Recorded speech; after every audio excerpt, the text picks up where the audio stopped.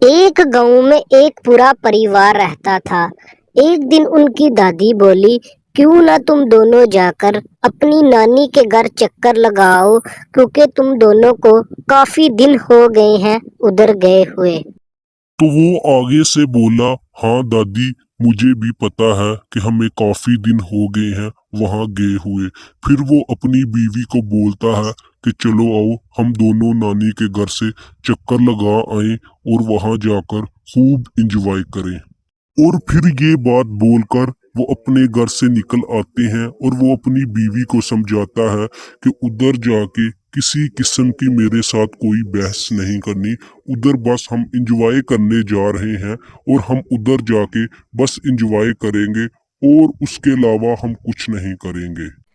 تھوڑی آگے آ کر اس کی بیوی بولتی ہے کہ اس بہن نے دیکھو کتنا پیارا سیٹ اپ باہر بنایا ہوا ہے، کاش تم بھی مجھے کچھ اس طرح کا سیٹ اپ بنا دو تاکہ۔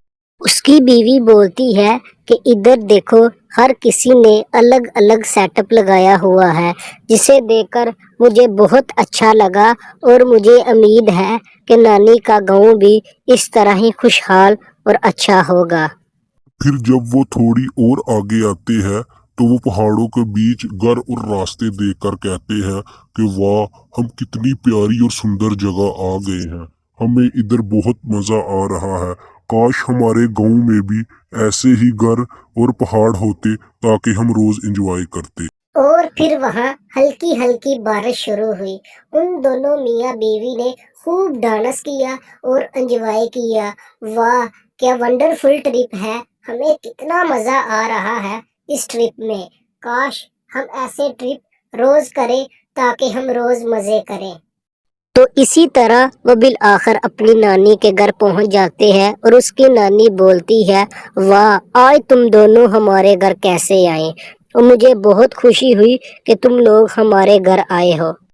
تو وہ آگے سے اس کی بیوی کہتی ہے، ہمارا کافی دن سے پلان بن رہا تھا کہ ہم آپ کے گھر کا چکر لگائیں، لیکن جب ہم راستے میں تھے تب بھی ہلکی ہلکی بارش ہو رہی تھی اور اب آپ کے گھر کے پاس آئے ہیں، ابھی بھی بارش شروع ہے۔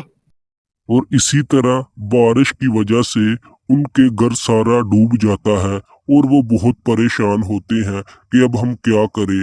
وہ میاں بیوی کافی پریشان ہو گئے کہ ہم تو نانی کے گھر آئے تھے لیکن ادھر تو اور ہی کچھ ہو گیا، اور اب وہ دونوں پھنس گئے، بہت پریشان ہوئے۔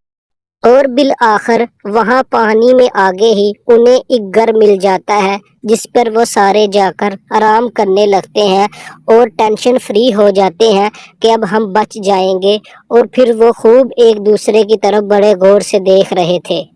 اور ان کی نانی بولی، مجھے بہت دکھ ہے کہ تم لوگ پہلی دفعہ میرے گھر آئے تھے اور یہاں بارش کی وجہ سے تم لوگ پھنس گئے اور میرا گھر بھی ڈوب گیا، اب میں کچھ نہیں کر سکتی، تم جو کچھ۔ آگے سے اس کی بیوی بولتی، نہیں نانی، کچھ نہیں ہوتا، ہمیں کیا پتا تھا کہ ادھر جا کے کچھ ایسا ہوگا۔ تو اسی طرح یہ لوگ بچ بچا کر ایک سیفلی جگہ پر آ گئے اور رہنے لگے اور انجوائے کرنے لگے۔